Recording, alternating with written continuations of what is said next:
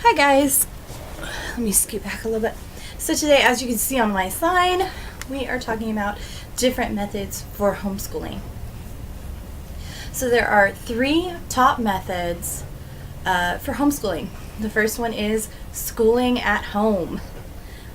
I have done this one.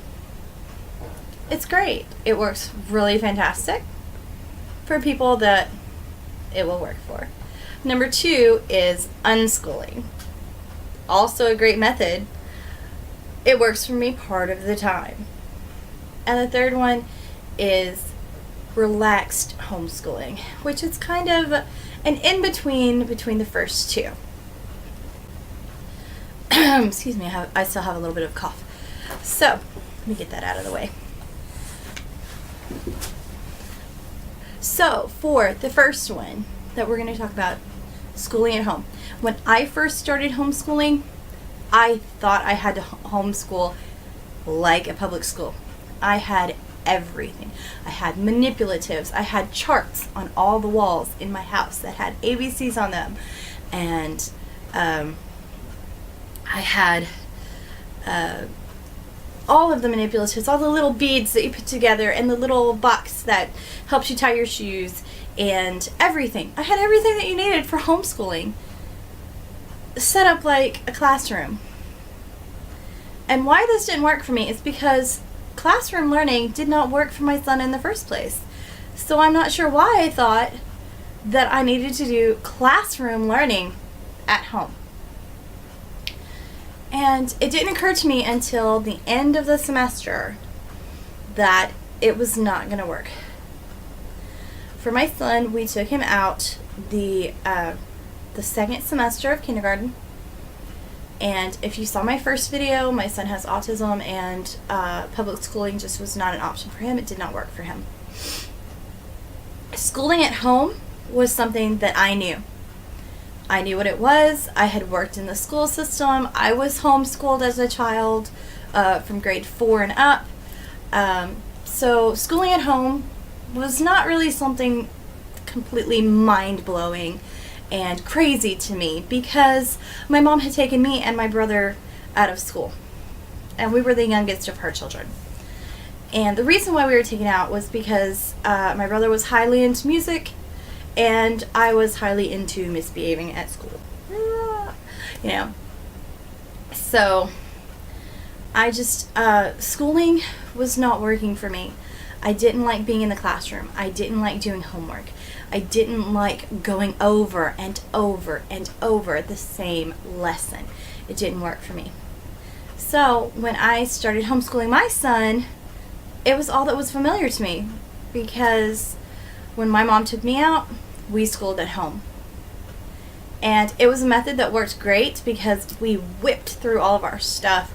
My brother and I both graduated at 17 because we were able to just run through it. We didn't have to do the repeated lessons like they do in public school, because if we knew it, we knew it. It wasn't that big of a deal. But with my son starting in kindergarten and him not being able to read, not being able to focus on things, not being able to sit for 7 hours a day, which is what I thought that we had to do. And I researched, and I came across unschooling, and I came across relaxed schooling, and I found out that these would work much better for us. So what we did was we started unschooling during the following summer, and we just did whatever he wanted to do. And we just did very child-led activities. We went to museums. We went to the zoo because he was very into animals. And by doing that, he learned to count, because we would just, as we were going through, we would say, how many zebras are in this enclosure? And he would say, there's 5. Or how many lions are over there? There's 2. So he really started learning using child-led learning. Now, this program is something that anyone can do. It doesn't require books. It doesn't require subscriptions. It doesn't require anything. It requires pencil, piece of paper, and you and your child, which works great. It's a perfect method, but it was not giving us everything that we needed.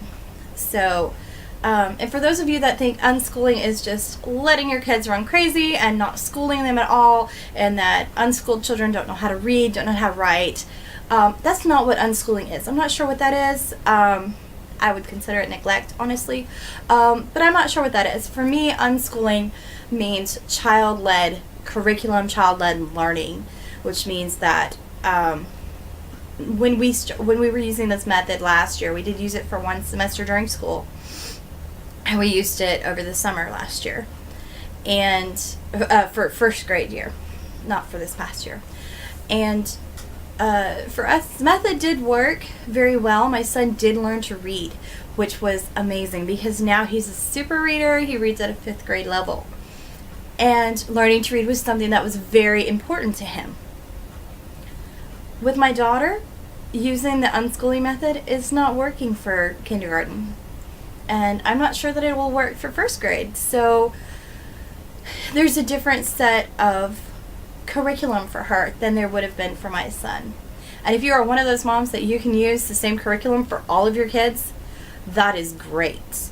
But for me, since my children both have different needs, one curriculum is not going to work the same for my son that it did for my daughter, and vice versa, because my son has certain learning disabilities. My daughter has certain learning disabilities. My daughter is hard of hearing. So for her, vocabulary and phonics is a big issue. So that's gone into her reading where she can't sound out words. So we're doing read and remember with her instead of, and more flashcards and things like that with her than we did for my son, which for him, if he could sound it out, he could read it. So that is unschooling to me. And one of the ways that you can unschool is you can let your child look at educational programming. So, and that's another thing that goes into that. Some educational program that I know right off the top of my head for math are, for my kids' ages anyways, is Cyber Chase is really great for 2nd and 3rd grade, which is the level that my son is working at right now. And we got that off of Amazon. It's on Amazon Prime, I believe, for the first 2 seasons, if you have that. And we got Team Umizoomi, which is also off of Amazon, which I have a subscription to. So, and I think we got 2 or 3 seasons of that. And Team Umizoomi is good for kindergarten, 1st, and 2nd grade. So it kind of crosses over for both kids. And it's worked really well. They want to sit down and figure things out. Another way that they figure things out is manipulatives. I had so many manipulatives left over from when we tried schooling at home that now they have, I have given them away. I have given so many manipulatives away, like full sets. But the ones that my kids really attached to were Legos, Lincoln Logs, building kits, Connects. They just got Connects for Christmas. And anything that they can get their hands on where they're learning on their own. And you can say, okay, here's 20 blocks, build me a building. Here's 15 blocks, make it look like a turtle or a cat or whatever. That's 2 things. That's engineering because they have to figure out how to do it. And it's math because they only have a certain amount that they can use and they have to figure out how to do it. So that's another part of unschooling, which we do use in our curriculum now. We just don't use it to a full extent. And by saying that, I want to move to relaxed homeschooling. With relaxed homeschooling, you can pull from different resources. And that is what I consider what we're doing. We do use the relaxed homeschooling method. And what that is you can still have phenomenal field trips and use manipulatives at the same time. You can have your whole house covered in stuff that screams, I'm a homeschool mom, or not, which is the case with my house. I don't have any charts anymore, thank goodness, because for my own sanity, they were driving me crazy. we work with workbooks. We work with reading only books. We work with whatever I feel that child needs at that time. And that's really what relaxed homeschooling is it's following what your child needs as well as what your child needs to know. So I brought with me my little curriculum schedule, and I'm going to put that up there really, really close. Hopefully you can see that and it's not blurry. But this is our schedule for this semester. And I'm going to read it out really quick. Basically, every single day we have Bible time, Bible study in the morning. It takes 15 to 20 minutes. Each of my kids have a level book for the level that they're at. And they really enjoy it. It comes with a craft, the book that we use. So they get to do something hands-on, and it really sticks with them because both of the levels that they're using correspond with each other. So they have basically the same lesson with 2 different levels. We do read-alouds every day. We read something every single day. This is really important to me because I love books. It's one of my favorite things. Language arts we do usually twice a week. That's our reading and respond, and our writing class, penmanship, which we do usually twice a week. Social studies, we also do that twice a week usually, and then we'll have a history lesson that's purely historical information on Wednesdays usually. And then math we do every day. We do some kind of math every day. Some days we will go to the kitchen and do an unschooling, typical unschooling lesson where we'll bake something or they will cook with me. Sometimes we do book work. It just depends on what that child needs at that moment. And then we have music lessons that we do. My son plays guitar, ukulele, and violin. My daughter plays guitar and violin. And then my kids have Spanish lessons also. And then they usually have lunch and a break, and after lunch they do contribution time, which if you can see that, that's listed right here.